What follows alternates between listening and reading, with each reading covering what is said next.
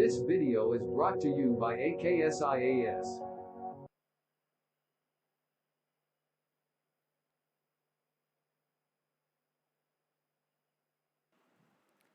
Good morning all of you. Welcome to AKS IAS. ఈరోజు మనము June 22కి సంబంధించిన current అఫైర్స్ని చూద్దాం. ఈ కరెంట్ అఫైర్స్ మనకు యూపీఎస్సీ, ఏపీపీఎస్సీ, టీఎస్పీఎస్సీ, గ్రూప్ 1 మరియు గ్రూప్ 2 ఎగ్జామినేషన్ ఓరియంటేషన్లు మరియు ఇతర కాంపిటేటివ్ ఎగ్జామ్కి ఉపయోగపడే విధంగా ఈ కరెంట్ అఫైర్స్ని మీకు ఇక్కడ ఎక్స్ప్లెయిన్ చేయడం జరుగుతుంది. దీంతోపాటు కొన్ని ఇంపార్టెంట్ కీవర్డ్స్ మరియు డైలీ కొన్ని ఆబ్జెక్టివ్ క్వశ్చన్స్ కూడా మీకు ప్రొవైడ్ చేస్తున్నాను. అయితే కరెంట్ అఫైర్స్ మనకు చాలా ఇంపార్టెంట్. ఏ కాంపిటేటివ్ ఎగ్జామ్స్ తీసుకున్నా కానీ లైక్ మనకు యూపీఎస్సీ మరియు ఏపీపీఎస్సీ నిర్వహించే గ్రూప్ 1, గ్రూప్ 2, గ్రూప్ 3 ఇతర competitive exams like RRB, SSC, CGL, clot ఈ ఎగ్జామ్స్లో మనకు కరెంట్ అఫైర్స్ అనేది లేకుండా క్వశ్చన్ పేపర్ అనేది ఉండదు. కాబట్టి కరెంట్ అఫైర్స్కి మనము ఇంపార్టెన్స్ ఖచ్చితంగా ఇవ్వాలి. అయితే ఈ కరెంట్ అఫైర్స్ని ఏ విధంగా చదవాలి అంటే మనము రోజు ఒక న్యూస్ పేపర్ని ఫాలో అవుతూ ఉండాలి. అది ఈనాడు, సాక్షి, హిందూ ఏదైనా ఒక న్యూస్ పేపర్ని ఫాలో అవ్వాలి. ఇక తెలుగు మీడియం అభ్యర్థులు అయితే ఎక్కువగా ఈనాడు మరియు సాక్షిని చదవడానికి ప్రిఫరెన్స్ ఇస్తారు. కానీ తెలుగు మీడియం అభ్యర్థులు కూడా హిందూ న్యూస్ పేపర్ని చదివితే బెటర్. ఎందుకంటే క్వశ్చన్ పేపర్ అనేది ఇంగ్లీష్లో ఉంటుంది కాబట్టి ఇంగ్లీష్ టెర్మినాలజీ అర్థం కావాలి. కాబట్టి ఇంగ్లీష్ న్యూస్ పేపర్ని ఖచ్చితంగా చదవడం అలవాటు చేసుకోవాలి. సో ఇది అంత పెద్ద కష్టమైన పనేం కాదు. సో రోజు కొంచెం చదువుతూ ఉంటే ఇంగ్లీష్ టెర్మినాలజీ కూడా మనకు అర్థమవుతూ ఉంటుంది. కాబట్టి హిందూ న్యూస్ పేపర్ని కూడా తెలుగు మీడియం అభ్యర్థులు చదవండి, ఖచ్చితంగా చదవండి.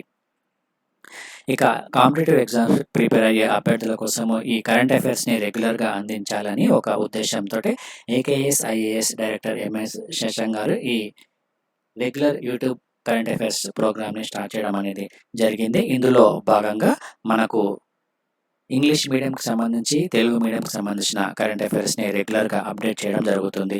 అదేవిధంగా ఎవ్రీ మంత్ మనకు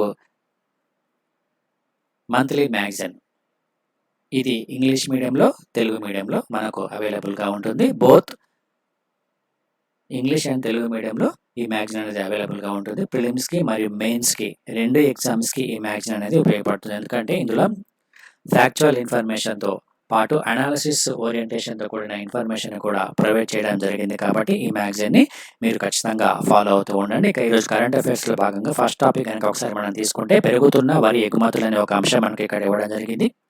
అయితే మన భారతదేశం నుంచి వరి ఎగుమతులు ఏ దేశాలకు ఎగుమతి అవుతున్నాయి అనే అంశంతో పాటు గతంతో కంపారిజన్ చేసుకుంటే ఎంత మేరకు ఈ ఎగుమతులు పెరిగాయి అనేది మనకు ఎగ్జామినేషన్ ఓరియంటేషన్లో ఇంపార్టెంట్. అదేవిధంగా మన భారతదేశంలో వరిని పండించే దేశాలు, రాష్ట్రాల గురించి కూడా ఒకసారి మీరు హోంవర్క్ చేయండి.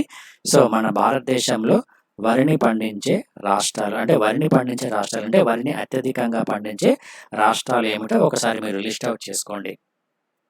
ఇక 2020-21వ ఆర్థిక సంవత్సరానికి గాను వరి ధాన్యం యొక్క ఎగుమతులు దాదాపుగా 17.71 మిలియన్ మెట్రిక్ టన్నులకు చేరడం అనేది జరిగింది. సో గతంతో కంపారిజన్ చేసుకుంటే ఈ సంవత్సరము కొంతవరకు ఎగుమతులు అనేవి పెరిగినాయి. సో గతంలో 9.51 మిలియన్ మెట్రిక్ టన్నులు ఉంటాయి. సో దాదాపుగా డబుల్ అయిందని మనం చెప్పుకోవచ్చును. ఏ దేశాలకు ఎక్కువగా ఎగుమతి చేస్తుంది అంటే కొత్తగా ఎగుమతి చేస్తున్న దేశాలు కనుక మనం చూసుకుంటే Timor Leste, Puerto Rico, Brazil, Papua New Guinea, Zimbabwe, Burundi, Eswatini, Myanmar, Nicaragua. So ఇటువంటి 9 దేశాలకు కూడా దాదాపుగా 1,53,000 టన్నుల వరి ధాన్యాన్ని ఎగుమతి చేయడం అనేది జరిగింది. సో ఇక్కడ మీరు చేయాల్సిన హోంవర్క్ ఏంటి? సో మన దేశంలో వరిని ఎక్కువగా పండించే రాష్ట్రాలు ఏమిటి అని మనకి ఎగ్జామ్లో క్వశ్చన్ అడిగే అవకాశం అనేది ఉంటుంది. కాబట్టి ఈ రాష్ట్రాలను మీరు గుర్తించండి. ఇక నెక్స్ట్ మరొక ముఖ్యమైన అంశాన్ని కనుక తీసుకుంటే ఈ కామర్స్ సంస్థలకు సంబంధించి వినియోగదారుల హక్కుల చట్టం ఏదైతే ఉందో అందులో కొన్ని కీలకమైన సవరణలు తీసుకురావడం అనేది జరిగింది. సో ఇక్కడ మనకు ఇంపార్టెంట్ కీవర్డ్ వచ్చేసి వినియోగదారుల హక్కుల చట్టం ఏదైతే ఉందో ఈ చట్టాన్ని మనము గుర్తుంచుకోవాలి. అయితే ప్రస్తుతం ఈ కామర్స్ సంస్థలు ఏవైతే ఉన్నాయో ఈ కామర్స్ సంస్థలు ఫెస్టివల్స్ సమయంలో లేకపోతే కొన్ని ఇంపార్టెంట్ డేస్ ఉన్న సమయంలో ఈ ఫ్లాష్ సేల్స్ని నిర్వహించడం అనేది జరుగుతుంది. సో ఈ ఫ్లాష్ సేల్స్ అనే ఒక ప్రోగ్రామ్ని తీసుకొచ్చి సో తక్కువ ధరకు ఈ వస్తువులను విక్రయించడం అనేది జరుగుతుంది. అయితే ప్రస్తుతము తీసుకువచ్చిన ఈ సవరణల ప్రకారము ఎటువంటి కామర్స్ సంస్థ కూడా ఇటువంటి ఫ్లాష్ సేల్స్‌ని నిర్వహించడానికి వీల్లేదని ఖచ్చితంగా చెప్పడం అనేది జరిగింది. అదేవిధంగా కామర్స్ సంస్థల్లో ఈ వినియోగదారుల హక్కుల చట్టంలో ఉన్న నిబంధనలను అమలు చేసేందుకు ఒక చీఫ్ కంప్లైంట్స్ ఆఫీసర్‌ను కూడా నియమించుకోవాలి అని ఇక్కడ స్పష్టం చేయడం జరిగింది. ఇక ఈ ఏజెన్సీలకి సంబంధించి దాదాపుగా 24/7 అందుబాటులో ఉండే ఒక వ్యక్తి నెంబర్‌ని కూడా ఖచ్చితంగా అందించాలి. వినియోగదారుల నుంచి వచ్చే ఈ కంప్లైంట్స్ ఏవైతే ఉన్నాయో ఆ కంప్లైంట్స్‌ని పరిష్కరించడానికి ఆ సంస్థలో పనిచేస్తూ దేశంలో నివాసం ఉండే ఉద్యోగిని ఒక రెసిడెంట్ గ్రీవెన్స్ ఆఫీసర్‌గా నియమించుకోవాలి అని ఇక్కడ స్పష్టంగా చెప్పడం అనేది జరిగింది. సో, ఇక్కడ ఆ సంస్థ భారత్‌లోనే నివసిస్తూ ఉండాలని ఒక కండిషన్ కూడా పెట్టడం జరిగింది. ఇక వస్తువుల నాణ్యత గురించి తప్పుదోవ పట్టించే విధంగా ఎటువంటి రివ్యూలను కూడా పోస్ట్ చేయకూడదు.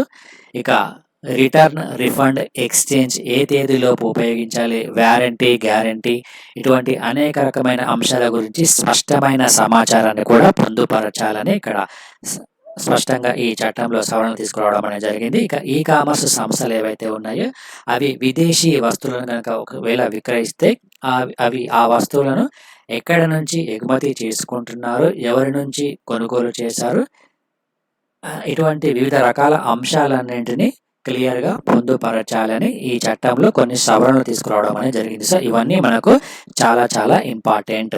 అదేవిధంగా రిజిస్ట్రేషన్ నెంబర్ ఏదైతే ఉందో ఆ రిజిస్ట్రేషన్ నెంబర్‌ని కూడా ఈ వినియోగదారులకు ఇచ్చే ఇన్వాయిస్ ఏదైతే ఉందో ఆ ఇన్వాయిస్ ఆర్డర్‌పై స్పష్టంగా కనిపించేలా ముద్రించాలి అని ఇక్కడ క్లియర్‌గా చెప్పడం జరిగింది. సో, ఇవన్నీ మనం గుర్తుంచుకోవాలి. ఇక నెక్స్ట్ మరొక అంశము ఐఐసిటికి సాంకేతిక అభివృద్ధి మండలి జాతీయ పురస్కారం అనే ఒక అంశం ఇక్కడ ఇవ్వడం జరిగింది. సో, హైదరాబాద్‌లో ఉన్న సిఎస్ఐఆర్‌కి సంబంధించి ఇండియన్ ఇన్స్టిట్యూట్ ఆఫ్ టెక్నాలజీ ఈ సంస్థకి సాంకేతిక అభివృద్ధి మండలి ఒక జాతీయ పురస్కారాన్ని ఇవ్వడం అనేది జరిగింది. సో, దేనికి ఈ జాతీయ పురస్కారం లభించిందని ఒకసారి మనం చూసుకుంటే ఈ పాలిమర్ పరిశ్రమలకి సంబంధించి అదేవిధంగా ఫార్మా రంగంలో ఉపయోగించే పీ-టర్ట్ బ్యూటైల్ బెంజాయిక్ యాసిడ్ అదేవిధంగా పీ-టర్ట్ బ్యూటిలైల్ టోలిన్ అనే ఒక ఉత్పత్తులను ఈ ఐఐసిటి సంస్థ తయారు చేయడం అనేది జరిగింది. సార్, ఈ ఉత్పత్తులను తయారు చేసే ఈ సాంకేతిక పరిజ్ఞానం అనేది మన భారతదేశంలో కేవలం ఈ సంస్థ వద్ద మాత్రమే ఉంది కాబట్టి దీనికి ఈ సాంకేతిక అభివృద్ధి మండలి జాతీయ పురస్కారం అనేది లభించింది. సో, ఇక్కడ ఇది ఉత్పత్తులను ఒకసారి మనం గుర్తుంచుకోవాలి. ఈ ఉత్పత్తుల పేర్లు ఒకసారి మీరు నోట్ డౌన్ చేసుకుని పెట్టుకోండి. సో, వీటిని తయారు చేసే సంస్థ వచ్చేసి ఐఐసిటి. ఇక నెక్స్ట్ మరొక అంశము ఇంటర్నేషనల్ యోగా డేకి సంబంధించి జూన్ 21 ఇంటర్నేషనల్ యోగా డే సందర్భంగా సో, ప్రస్తుతం ఉన్న ఈ కరోనా నేపథ్యంలో కరోనాపై పోరుడుకు మరింత బలాన్ని ఇవ్వాలి అంటే యోగాని అందరూ ఖచ్చితంగా పాటించాలని ప్రధానమంత్రి నరేంద్ర మోడీ ఇక్కడ ఒక ప్రకటన చేయడం అనేది జరిగింది. సో, 2021వ సంవత్సరానికి సంబంధించి ఈ యోగా డే ఏదైతే ఉందో ఈ యోగా డేకి థీమ్ ఒకసారి మనము గుర్తుంచుకోవాలి. Yoga for wellness. Yoga for wellness అనే థీమ్ అనేది మనం గుర్తుంచుకోవాలి. సో, 2014వ సంవత్సరం నుంచి మనము ఈ అంతర్జాతీయ యోగా దినోత్సవాన్ని జరుపుకుంటున్నాము. ఎప్పటి నుంచి అంటే 2014వ సంవత్సరం నుంచి జూన్ 21న సో, ఐక్యరాజ్య సమితి దీన్ని అంతర్జాతీయ యోగా దినోత్సవంగా ప్రకటించడం అనేది జరిగింది. ఇక కాఠ్మండూలో ఉన్న ఇండియన్ ఎంబసీ ఏదైతే ఉందో ఇది ఆజాదీ కా అమృత్ మహోత్సవ్ పేరిట అక్కడ ఈ యోగా డేని నిర్వహించడం అనేది జరుగుతుంది. ఇక నెక్స్ట్ మరొక అంశము వైఎస్ఆర్ చేయూత అనే పథకానికి సంబంధించి ఆంధ్రప్రదేశ్ రాష్ట్ర ప్రభుత్వము వరుసగా 2వ ఏడాది కూడా లబ్ధిదారులకు దాదాపుగా 4,339 కోట్ల ఆర్థిక సహాయాన్ని డైరెక్ట్గా వారి ఖాతాలో వేయడం అనేది జరిగింది. సో, అయితే ఇక్కడ మీరు చేయాల్సిన హోంవర్క్ ఏమిటంటే వైఎస్ఆర్ చేయూత అనే పథకం ఎవరికి సంబంధించింది, వైఎస్ఆర్ చేయూత పథకంలో లబ్ధిదారులు ఎవరు అనేది ఒకసారి మీరు బ్యాక్గ్రౌండ్ చూసుకోవాలి. సో, ఇది మనకు చాలాసార్లు కరెంట్ అఫైర్స్లో రిపీట్ అయిన అంశం ఇది. ఇక నెక్స్ట్ వంశధార నదీ జలాలకి సంబంధించిన వివాదం ఏదైతే ఉందో ఆ వివాదము ఒక ఫైనల్ స్టేజ్కి రావడం అనేది జరిగింది. ఇక్కడ మనకు ఎగ్జామినేషన్ ఓరియంటేషన్లో ఈ వంశధార జలాలకు సంబంధించిన వివాదం అనేది ఏ రాష్ట్రాల మధ్య ఉంది అంటే ఆంధ్రప్రదేశ్ మరియు ఒడిశా రాష్ట్రాల మధ్య ఈ వివాదం అనేది కొనసాగుతుంది. సో, ఇక్కడ మీరు చేయాల్సిన హోంవర్క్ ఏమిటంటే మనము జాగ్రఫీలో ఈ వంశధార నదికి సంబంధించి టాపిక్ అనేది ఉంటుంది. నదులలో భాగంగా ఈ వంశధార నదికి సంబంధించి ఉంటుంది. సో ఈ వంశధార నది యొక్క జన్మస్థలము, దాని యొక్క ఉపనదులు, అది ఏ ఏ జిల్లాల గుండా ప్రవహిస్తుంది, ఏ ఏ రాష్ట్రాల గుండా ప్రవహిస్తుంది. సో ఇదంతా మీరు ఒక పక్కన నోట్స్లో రాసుకొని పెట్టుకోవాలి. సో దీన్ని సో మీరు దీని మీద హోంవర్క్ చేస్తే మీకు ఈజీగా గుర్తుంటుంది. కాబట్టి సో దీని హోంవర్క్ ఇవ్వడం అనేది జరుగుతుంది. సో ఈ వంశధారణకు సంబంధించి ఈ సమాచారం మొత్తం సో మీరు సేకరించి పెట్టుకోండి. అయితే ప్రస్తుతం ఉన్న ఈ అంతరాష్ట్ర నదీ జలాలకు సంబంధించి ఈ వంశధార జల వివాదాల ట్రిబ్యునల్ అనేది ఉంది. ఈ జల వివాదాల ట్రిబ్యునల్ ఈ ఇరు రాష్ట్రాల మధ్య ఉన్న వివాదం ఏదైతే ఉందో ఆ వివాదానికి సంబంధించి ఒడిశా రాష్ట్ర ప్రభుత్వం గతంలో లేవనెత్తిన వివిధ రకాల అభ్యంతరాలు ఏవైతే ఉంటాయో ఆ అభ్యంతరాలన్నింటినీ కొట్టివేయడం అనేది జరిగింది అని ఇక్కడ మనం గుర్తుంచుకోవాలి. సో ఇది ఈ వంశధార జలాల వివాదానికి సంబంధించిన అంశం ఇది. సో ఇక నెక్స్ట్ మరొక అంశాన్ని కనుక తీసుకుంటే అనకాపల్ బెల్లం పొడికి పేటెంట్ రావడం అనేది జరిగింది. సో ఆచార్య ఎన్జి రంగా విశ్వవిద్యాలయానికి సంబంధించిన అనకాపల్లి వ్యవసాయ పరిశోధన కేంద్రం ఏదైతే ఉందో ఇది ఒక అరుదైన ఘనత సాధించడం అనేది జరిగింది. సో బెల్లం మరియు ఈ బెల్లానికి సంబంధించిన ఉత్పత్తులు ఏవైతే ఉన్నాయో ఆ ఉత్పత్తుల విశేషమైన కృషి చేసినందుకు దీనికి పేటెంట్ రైట్స్ రావడం జరిగింది. అంటే పేటెంట్ రైట్స్ అంటే సో ఈ ఉత్పత్తులను ఇప్పటి నుంచి ఈ వ్యవసాయ విశ్వవిద్యాలయ పరిశోధన కేంద్రం మాత్రమే తయారు చేస్తుంది. సో వేరే వాళ్ళు తయారు చేయడానికి అవకాశం అనేది లేదు. ఇక నాగజముడు జెల్లేకి కూడా పేటెంట్ అనేది లభించింది. ఇక్కడ తిరుపతిలో ఉన్న వెంకటేశ్వర విశ్వవిద్యాలయంలో ఫుడ్ సైన్స్ టెక్నాలజీ కళాశాలకి సంబంధించి ఈ రెండింటికి సంయుక్తంగా పేటెంట్ అనేది లభించింది. ఈ నాగజముడు జెల్లీని సాధారణంగా ఔషధాల్లో మరియు కాస్మెటిక్స్లో ఎక్కువగా ఉపయోగించడం అనేది జరుగుతుంది. ఇది ఎక్కువగా మెట్ట ప్రాంతాల్లో పండించే ఒక వాణిజ్య పంట ఇది. ఈరోజు మనకు ఓవరాల్గా ఉన్న కరెంట్ అఫైర్స్. ఏకేఎస్ ఐఏఎస్ యూపీఎస్సీకి సంబంధించి general studies prelims cum mains బ్యాచ్ని మనకు ప్రొవైడ్ చేస్తుంది. బోత్ ఇంగ్లీష్ మీడియం తెలుగు మీడియంలో ఈ బ్యాచ్ అనేది ఉంటుంది. ఇందులో మనకు ప్రిలిమ్స్కి సంబంధించిన 2 పేపర్స్ అదేవిధంగా మెయిన్స్కి సంబంధించిన అన్ని జనరల్ స్టడీస్ పేపర్స్కి కోచింగ్ని మనం ప్రొవైడ్ చేస్తూ ఉన్నాము.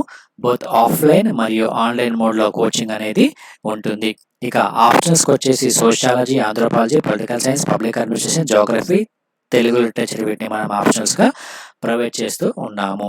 ఇక యూపీఎస్సీ మెయిన్స్ మ్యాక్సిమైజర్ అనే ఒక ప్రోగ్రామ్ను కూడా తీసుకురావడం జరిగింది. యూపీఎస్సీ మెయిన్స్ ఎగ్జామ్లో మ్యాక్సిమం మార్క్స్ని స్కోర్ చేయాలనే ఒక ఉద్దేశంతో ఈ ప్రోగ్రామ్ని డిజైన్ చేయడం జరిగింది. ఇందులో మనకు టెస్ట్ సిరీస్ అనేది ఉంటుంది. టెస్ట్ సిరీస్తో పాటు మెంటర్షిప్ అనే ప్రోగ్రామ్ ఉంటుంది. దాంతోపాటు మెటీరియల్ కూడా ప్రొవైడ్ చేయడం జరుగుతుంది. ఇక ఏపీఎస్సీ మరియు టీఎస్పీఎస్సీకి సంబంధించి గ్రూప్ 1 మరియు గ్రూప్ 2 కోచింగ్ని మనము ప్రొవైడ్ చేస్తూ ఉన్నాము. బోత్ ఇంగ్లీష్ మీడియం తెలుగు మీడియంలో ఆఫ్లైన్ మరియు ఆన్లైన్ మోడ్లో ఈ కోచింగ్ అనేది ఉంటుంది. దీనికి సంబంధించి మీరు 8448449709 నెంబర్కి మీరు కాల్ చేయొచ్చు. ఇక ఆన్లైన్ క్లాసెస్లో మీరు ఎన్రోల్ చేసుకోవాలనుకుంటే గూగుల్ ప్లే స్టోర్లో ఏకేఎస్ ఐఏఎస్ ఎడ్యుకేషన్ యాప్ ఏదైతే ఉందో ఆ యాప్ని కనుక మీరు డౌన్లోడ్ చేసుకుంటే మీరు క్లాస్ రూమ్కి ఎన్రోల్ చేసుకోవడానికి అవకాశం అనేది ఉంటుంది. దాంతోపాటు ఇందులో మెటీరియల్ కూడా మీకు అవైలబుల్గా ఉంటుంది. సో ఇది ఈరోజు మనకు ఓవరాల్గా ఉన్న current affairs. Thank you friends. Thank you.